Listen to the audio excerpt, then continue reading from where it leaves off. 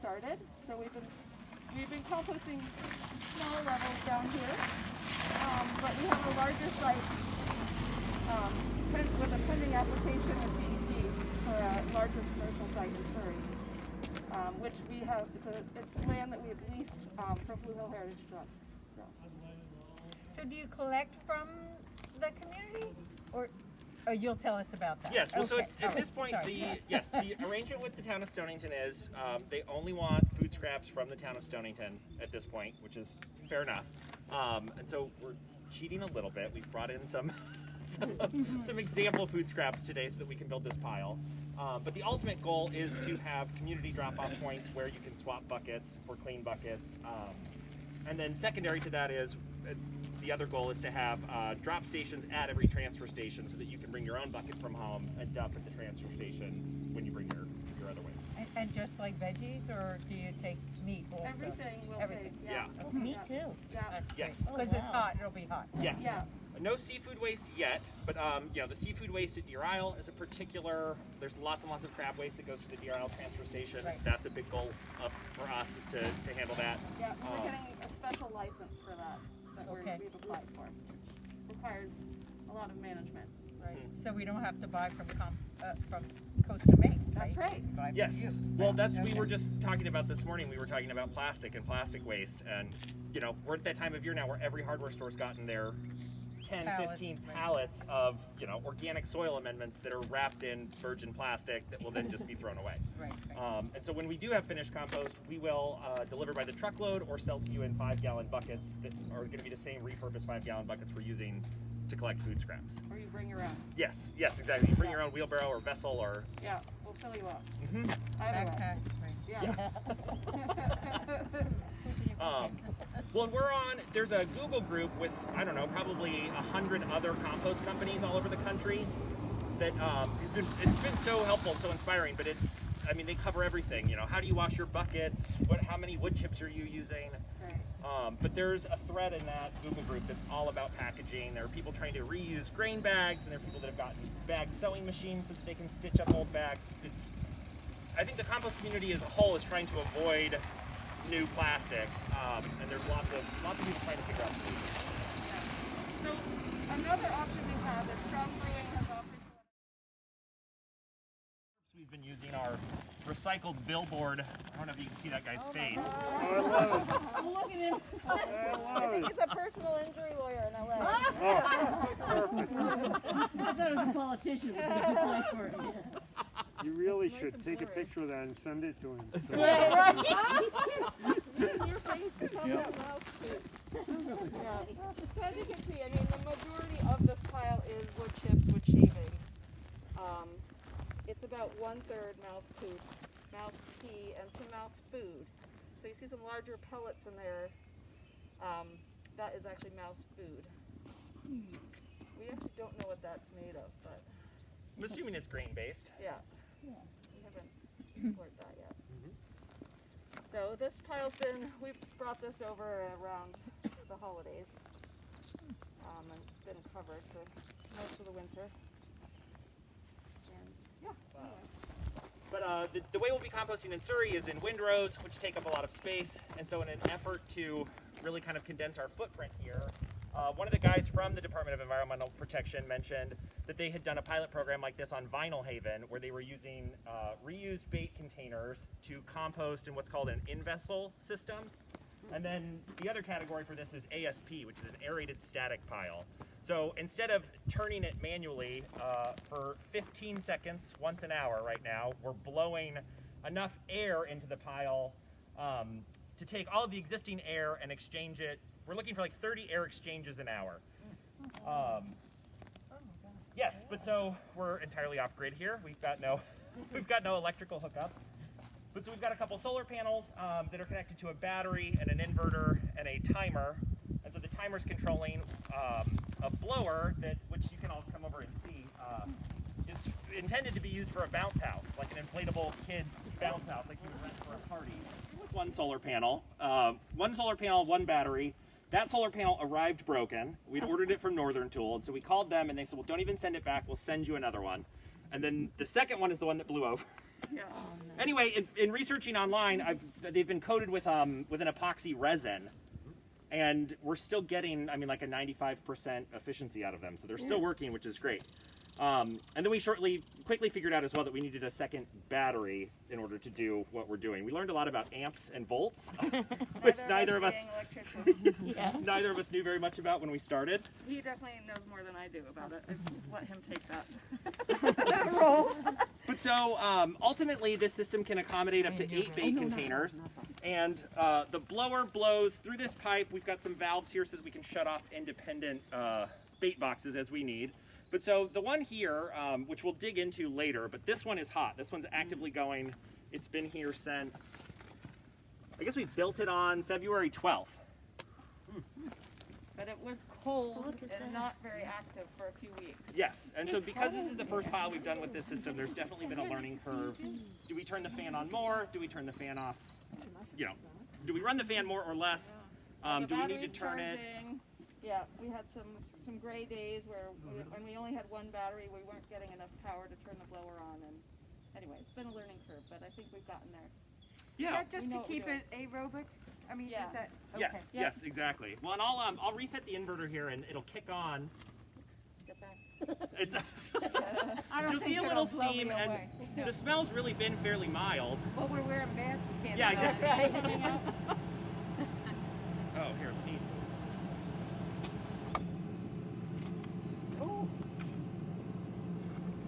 But so then, I guess the sort of next session what we're gonna do next is we're gonna build a new pile in here. But so if you guys want to kind of filter over this way, you can see the pipe structure that's in the bottom of that pile. You can see over here. Book. Called the Community Composting Handbook. It's by this really great composter. His name's James McSweeney. But so the design that we used is sort of based off of what he explains in this book. But he talks about, I'm just sharing the things that I've learned. He talks about the Kawanda Effect, which I had never heard about. I never took physics in high school. It's when air is traveling, you know, if you took a blow dryer and blowed up against a basketball, the air from the blow dryer will actually kind of hug the surface of the basketball. Instead of just blowing past, it will kind of ride the edges. But so one of the things that we're really trying to avoid here is getting the Kawanda effect, because we want the air to infiltrate the entire pile. But so you'll see there's holes drilled in the bottom of that pipe, so the air comes down, and then we have about a 4 to 5 inch thick layer of wood chips called a plenum, and that allows the air to sort of evenly distribute and then rise up through the pile. And so what we're trying to avoid is the air coming to the edges and coming just up and along and out, and not actually aerating the pile. This is the book. Your Bible.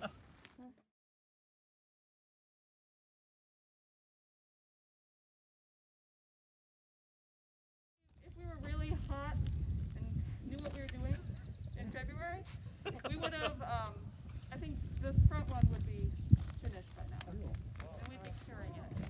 So it's Even still, through the wind, well, because it generates the heat. yeah, yeah. So these piles can, I mean, they can be finished by, in like 6 to 8 weeks, and then we would cure them for another 2 or 3 months just to make sure that, everything is settled. There's no extra heat in there, but they can compost really, really quickly. So, you know how some plastic containers, they say they're compostable? They need the heat of a commercial operation, not our own, right? Right. Yes. So, Exactly. but it has, can those go in? Or they have BPA's and stuff like So that? we've put a few compostable containers To in try here 'em out? to check it out. We put some cups from Buckland Coffee. Which are these are wood fiber based compostable products, not compostable plastics. And we've been really careful to make sure there's no plastic lining in any of them. It's hard because things claim to be compostable and they aren't always. And especially with the plastics, we're staying away from compostable plastics. And we will not be doing that either at our larger site. It's an ongoing discussion. I mean, throughout the entire compost community. I think certainly there's sort of a Band-Aid solution. Really, what we should all be doing is bringing our own reusable containers. Of course. Yes, but I mean, one thing that a lot of other compost companies who do accept those rigid bio-based plastics talk about is, as soon as you start to take bioplastic silverware, you open the door to contamination for people are going to throw anything kind of plastic in there. And then what happens is those things do take quite a long time to break down, and so you end up screening them out, and they'll get composted in several batches of compost before they actually... And they get smaller and smaller and harder to capture. Right. So we want to stay away from that. I mean, we are using, you'll see, we have some paper bags here that we use for lining for our buckets. This is fine. We have coffee filters. Those are totally fine. So paper is okay. You know, this kind of paper and any compostable paper, but it's the plastics we stay away from. And the ink on the paper, all, you know, soy-based or All whatever? soy-based. I think all ink on paper, my understanding now, is Soy. soy. Okay. Yeah. Yeah.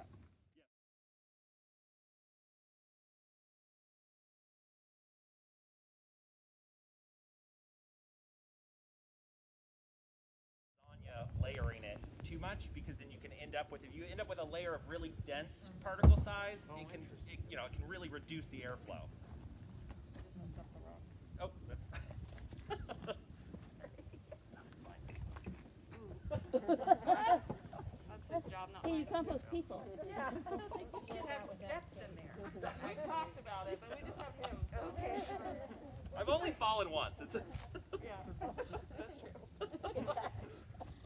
So I think what maybe we'll start with wood 3 or chips. 4 buckets.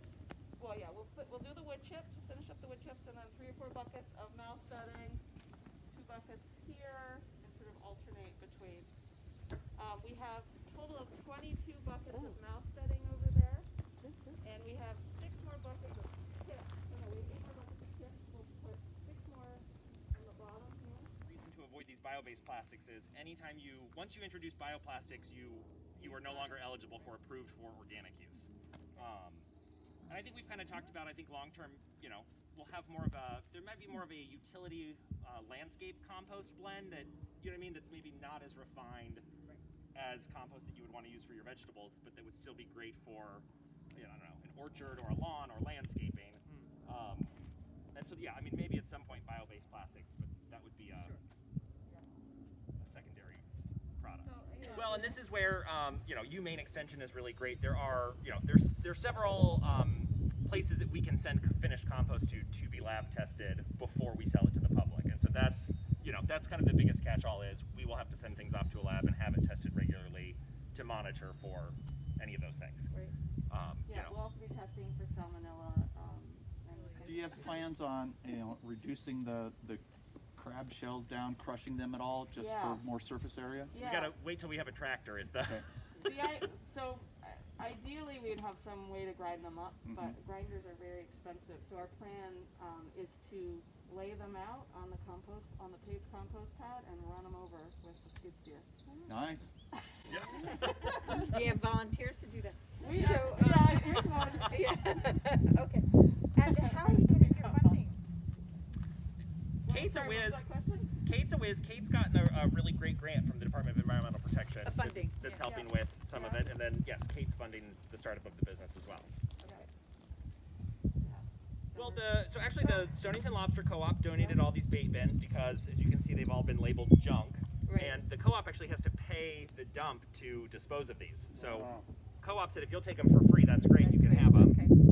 50 cents, 25 cents a 25 bucket. cents She's been per finding them on bucket. Facebook Marketplace. Yeah, we're pretty low budget. Yeah, I mean, yeah, the shed and the stand were all scrap I had in my garage, and I think the entire solar setup, I mean, at this point, we might be $400 in. Yeah, probably. Those batteries are 100 each. Yeah, one of the solar panels was free because it Right. because it showed up broken, so that kind of worked in our favor. Those were by the bin. Like a line or? No, it ain't. Well, I think Come up for you, there's a sure. line. That's good. Oh, okay.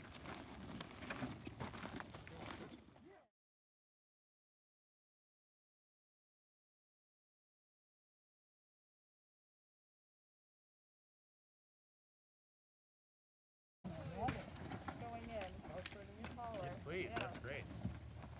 Can't lift it. Nice. Just gonna kind of Here, I'll mix take up the as other. we go. Nice. Yeah. So do you have a mouse bed? Yeah, that's perfect. Thank you. Where on my, I can't really see where it's going. Okay. Well, that's okay. I can mix it up. Yeah.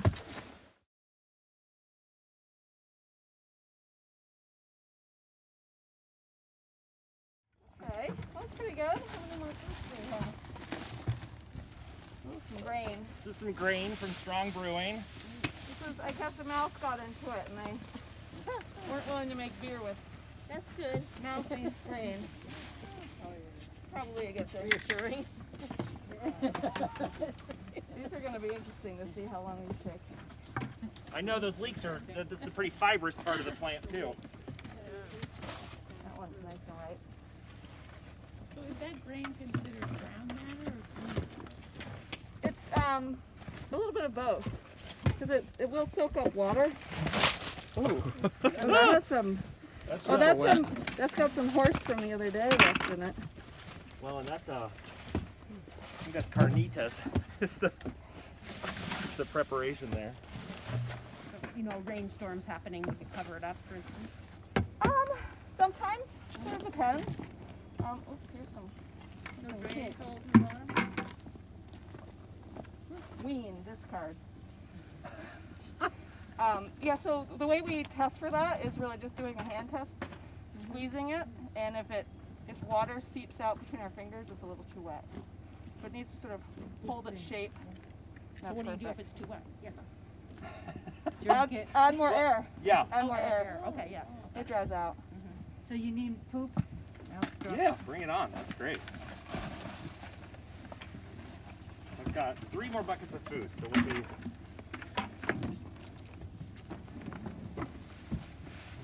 Ooh, some nice coffee and an orange peel.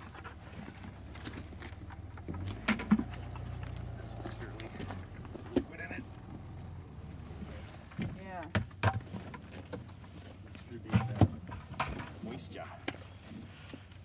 Oop, that was chip snot. That's okay. Not mouse poop. Getting to the top.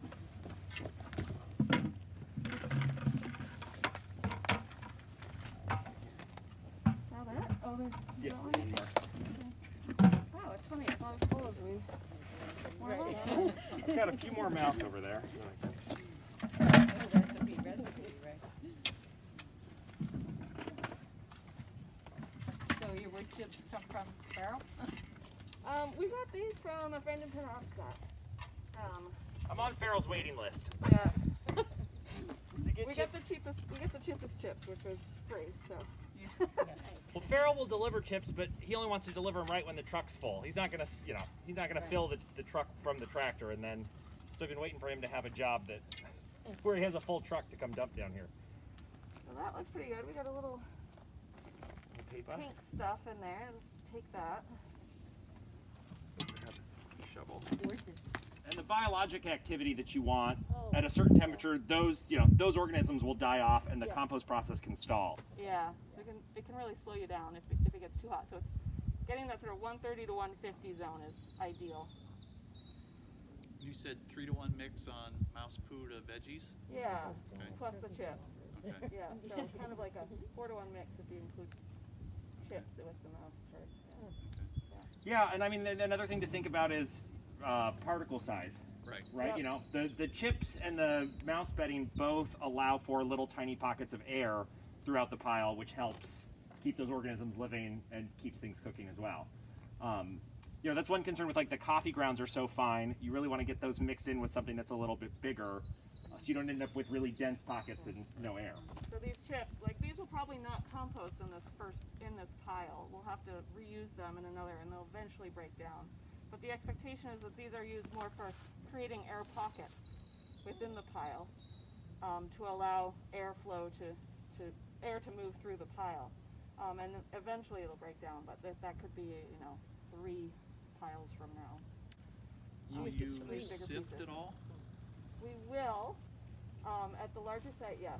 Okay. Yeah, we'll be screening it. That is something that we've been thinking about. We also, Mike Cook, who is a contractor in Ellsworth, he has a screener he told us that we could borrow anytime. The composter in Ellsworth also has a screener that we could rent from him, so we've got some options. So your big operation, are you gonna have all these? No, we're going to be using a windrow system, a turned windrow system. So we'll have piles, long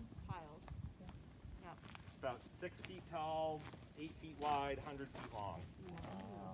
Or yeah, 10 to 12 feet wide. Yeah. Oh yeah. Yeah. And pipes going through it for air, or? No, we're just going to use a more natural approach there. It'll just be natural. We'll be and so instead of pumping air through it, we'll be turning it routinely with the skid steer. We'll be turning it weekly at the very beginning, and then less frequently as the pile ages. But the idea is that a conical pile naturally sucks in air through the bottom and releases it through the top. Chimney aspect. Chimney aspect. What was that? A chimney aspect. It's funny, like now that we've done this aerated pile system, it seems a lot more manageable. And I first learned about it, I thought, well, why would you want to do that when you can just have piles and it's simple and you just turn them. Some composters are moving to an aerated system where they're putting pipes under the piles and blowing in a similar way. It's sort of a hybrid, yeah. They're building the windrows, but injecting them with air in the initial phase, and so it's a mix of the two processes, but it's not as fast as one and not as slow as the other. It cuts the time down a little bit. To me, it seemed like a lot of infrastructure input when you weren't really sure. I mean, I think it's something maybe to do, 5-6 years down the road, but for now, going simple. A few days ago, after we had those couple days of nonstop rain, this was pretty drenched, and the moisture contents, we might even be a little dry in certain spots. Yeah, I mean, it's hot.